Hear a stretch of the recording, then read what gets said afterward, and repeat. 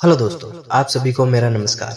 मेरा नाम विवेक है और आज मैं आपके लिए एक सच्ची कहानी लेकर आया हूँ।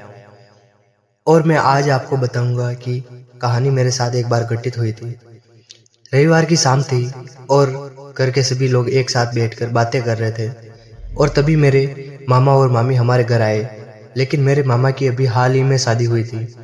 मेरी मामी का नाम प्रियंका था और वो बहुत सुंदर थी और किसी अप्सरा या फिल्म हीरोइन की तरह दिखती थी। उनकी अभी अभी शादी हुई थी।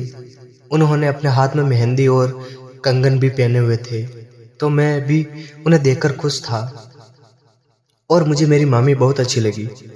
और तभी मेरी मामी के फ़ोन पर एक मैसेज आया और वो मेरे कॉलेज में आई हुई थी और वो मेरा एग्ज़ाम का रिजल्ट था। ठीक वैसे ही जैसे मेरी मामी ने मेरा रिजल्ट हाथ में लिया, जैसे ही मैंने उन्हें देखा तो वो सबके सामने मुझ पर गुस्सा करने लगी और मैं सिर्फ एक सब्जेक्ट में फेल हो गया था। मैं इंग्लिश के एक पेपर में फेल हो गया था और तब मेरी मामी ने सबके सामने कहा कि यह लड़का अब इंग्लिश से थक गया है, अब ये लड़का इंग्लिश में होशियार होगा। हर बार की तरह इस बार भी लड़का इंग्लिश के पेपर में फेल हो गया। और तभी मेरे मामा ने मेरी मामी को रोका और कहा, अरे क्या कर रही हो? विवेक अब छोटा नहीं रहा, बड़ा हो गया है। अरे दीदी, एक काम करो, विवेक को कल मेरे पास भेज दो, क्योंकि प्रियंका मामी ने इंग्लिश में पीएचडी की है और विवेक उस इंग्लिश की टीचर लेगा। इस बहाने प्रियंका की भी प्रैक्टिस हो जाएगी। बस इतना ही होना था। अगले दिन तय हुआ कि मैं अपनी मामी के पास ट्यूशन जाने शुरू कर दूंगा। ऐसा हुआ और मैं बहुत खुश हुआ, क्योंकि मेरी मामी इतनी खूबसूरत थी कि उन्होंने मुझे बात करने दी। फिर अगले दिन मैं तय समय पर अपने मामा के घर पहुंच गया और उनके घर में 2 लोग रहते थे, एक मामा और एक मामी। बाकी परिवार मेरे मामा के गांव में रहते थे और शहर में इधर-उधर काम करते थे, तो वो दोनों ही वहीं रहते थे। मेरे मामा सुबह से शाम तक काम करते थे और शाम को 8 बजे घर आते थे और मेरा टाइम पास 5 बजे होता था। और उस दिन मेरी मामी इतनी उत्साहित थी कि मैं कुछ देर तक बस उन्हें देखता ही रह गया। और फिर उन्होंने मुझे अपने बिस्तर पर बिठाया और मुझे पढ़ाया और मैं उनके सामने एक कुर्सी पर बैठा था। और जब भी मेरी मामी कुछ लिखती और झुकती तो मैं वॉलीबॉल खेलता था। मुझे दर्शन होते थे और मैं अपनी नाजुक और विनम्र मामी को ट्यूशन में खूब मस्ती करता था। अब ये ऐसा रोज होने लगा। मैं मामी के साथ पढ़ाई और मजाक करता रहता था। एक दिन मामी बहुत उदास थी और उदास महसूस कर रही थी, तो मैंने मामी से पूछा, आप इतनी उदास क्यों हो? मैंने कहा, मेरी तबीयत खराब नहीं है, लेकिन मैं समझ गया कि कुछ और चल रहा है। फिर मेरी मामी पानी पीने के लिए रसोई में चली गई और उनका फोन मेरे पास ही पड़ा था। तो मैंने उसका फोन देखा, उसके फोन की मैसेज रिजल्ट देखी तो पाया कि छगन का फोन आया था। नाम का एक लड़का मेरी मामी से खराब फोटो भेज रहा था और पैसे मांग रहा था और मैं ये देखकर बहुत परेशान हो गया था। फिर मैंने जल्दी से सारी फोटो और चैट अपने फ़ोन पर भेज दी और जल्दी से अपनी मामी के मोबाइल पर वापस आ गया। मेरे जाने के बाद मेरी मामी वापस आई तो उसने फिर पूछा, मामी क्या बात, आप मुझे बता सकती है कि आप उदास क्यों है? अगर आपको कोई समस्या है तो मैं आपकी मदद करूंगा और उसका समाधान करूंगा। मेरी मामी ने कहा, विवेक, इसमें अच्छा नहीं है, इसलिए मुझे परेशान मत करो। ये सुनकर मेरी मामी डर गई और मुझसे पूछा कि तुम्हें इस बारे में कैसे पता चला? मैंने कहा, मामी, अभी तो सब खत्म हो गया है, बताओ क्या करना है?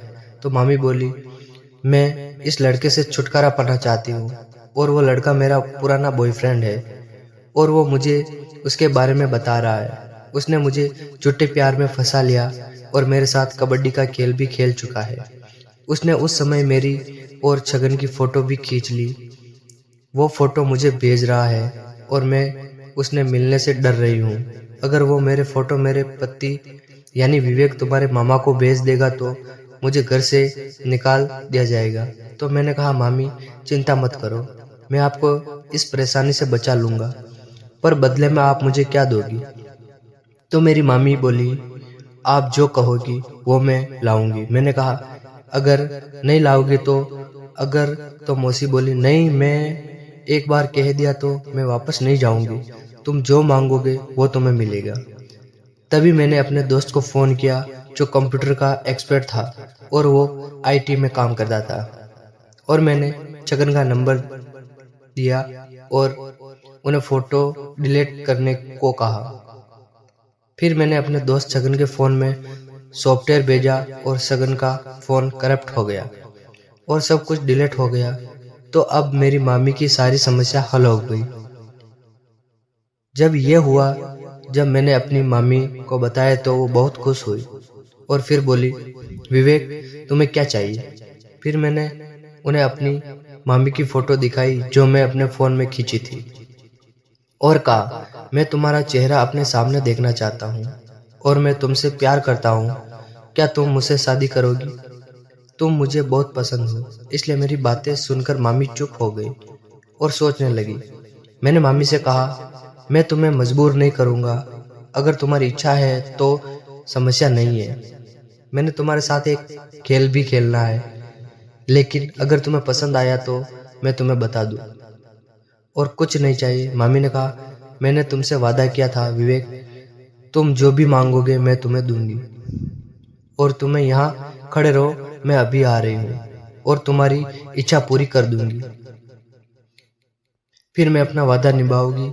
ये कहकर मामी कमरे से बाहर चली गई तो मैं असमंजस में था कि मामी क्या करने वाली है। थोड़ी देर बाद मामी वापस आई और जब मैंने उन्हें देखा तो मेरी जिंदगी बदल गई। मामी के कमरे का दरवाजा अंदर से बंद था और वो मेरे पास आई और ये बातें कही। मैं भी अपनी जगह पे खड़ा हो गया और मामी मेरे पास आई और नीचे आ गई। मैं बैठकर हंसने लगा, वो भी हंसने लगी और मैंने कहा, मामी मुझे माफ़ कर दो क्योंकि मैं अपने आप पर काबू नहीं रख पाया। तो मामी बोली, विवेक कब ठीक है? जो नाराज है उसने माफ़ी मांगने की कोई ज़रूरत नहीं है। ऐसा हमेशा सभी लड़कों के साथ पहली बार होता है। फिर मामी ने ये बात कही और वही बात बिस्तर पर लेट गई और मामी ने कहा, विवेक अब मैं तुम्हारे साथ जो चाहूँ कर सकती हूँ और तुम मेरे साथ, और मैं तुमसे कुछ भी करने को कह सकती हूँ और मैं किसी भी बात के लिए ना नहीं कहूँगी। हम दोनों की शादी हो गई।